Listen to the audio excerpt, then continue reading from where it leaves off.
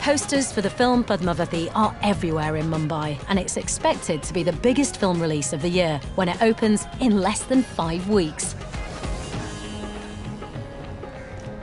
I cannot tell you how excited I feel.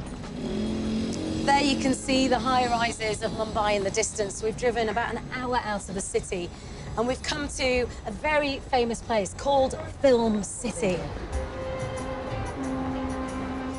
Padmavati is a story loosely based on a famous poem about a Hindu queen and a Muslim ruler who tries to capture her. The film is set in the 14th century, and this production involves some of the most intricate and elaborate sets ever made. This is amazing.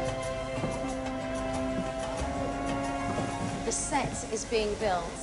We're going to do some filming in here in 2 days' time. Just take it in. For somebody who's grown up with Bollywood, this is such a privilege. The attention to detail, this lovely sort of lattice work in the windows, the beautiful shadows that are being created by the light. I feel like a princess in a palace. Padmavati's big dance number is a spectacular piece called Ghumar, starring Deepika Padukone. The video was released online last night to build buzz for the upcoming movie. Kruti Mahesh was one of the choreographers who helped design it, and she taught me the basics of Bollywood dancing. I watched it in the car on the way here. It's beautiful. It's everything I want from a song and dance sequence. That's it. That's all we also want. So tell me what the song is. Explain what a ghumar is. Ghumar specifically means to turn. Initially, women had to dance on sand. So if you stand in one place, your soul's kind of burned. So to avoid that, they kept turning. And what about the outfit she's wearing? I mean, obviously, do you have to work? Really heavy. Because when she took one turn, it was difficult for her to stop on that first turn. It's really difficult, keeping in mind that the skirt is going to take you for another 6 turns. So. Ha. Okay. Ha. Yeah, they're not bad. How's that? Not bad. I got the part.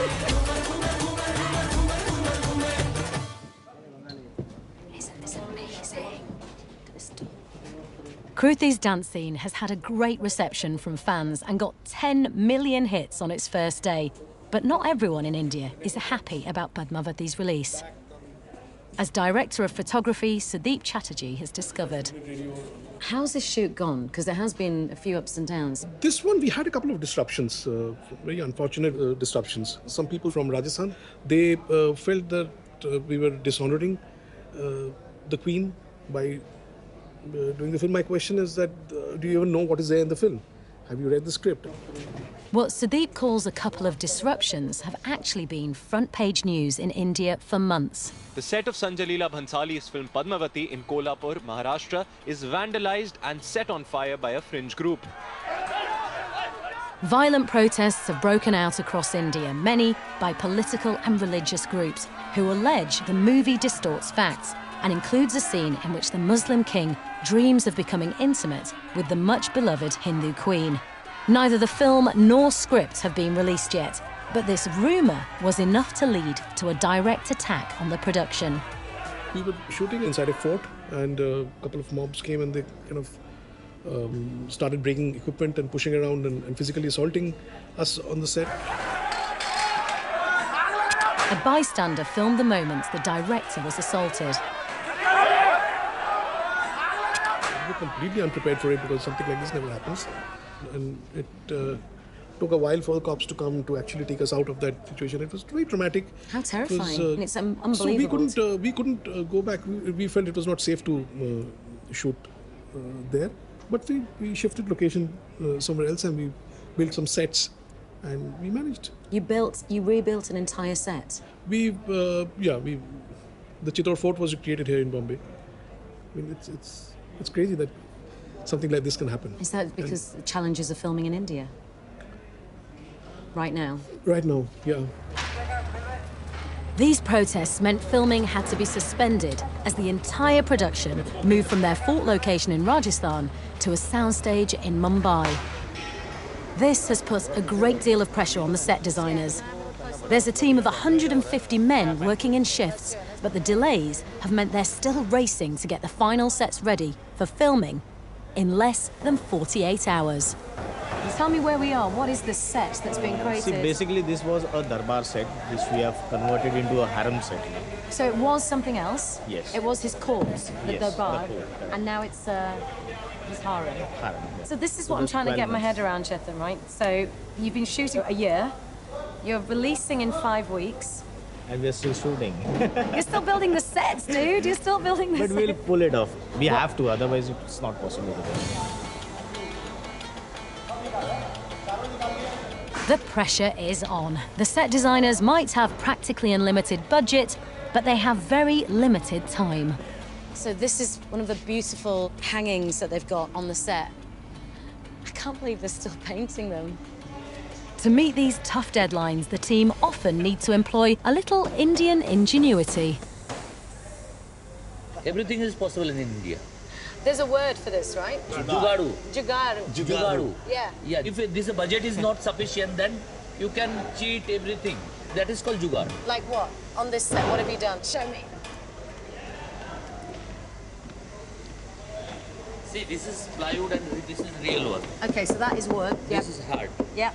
And this is supposed to be flex. It's material. Yeah, this is called jugadu. Jugaru. Jugadu. So this is a quick fix. Quick fix. So if you haven't got time to build a wall, use something Yeah, completely yeah. different. That's That's very right. clever.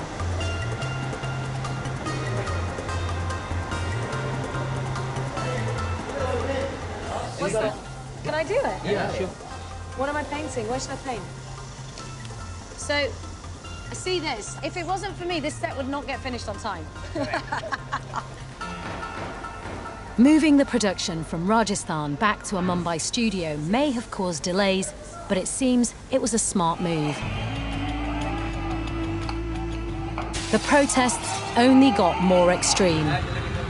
Cinemas were attacked, buses destroyed, and in a live television appearance, protesters brandishing a sword threatened the film star Deepika Padukone and director Sanjay Leela Bhansali.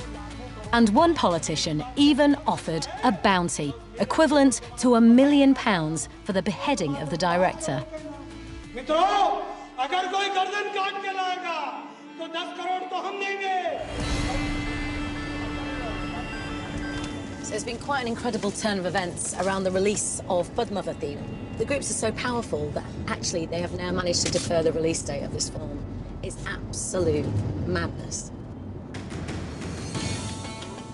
It's due for worldwide release in a matter of weeks, and there have even been threats to UK cinemas that screen it.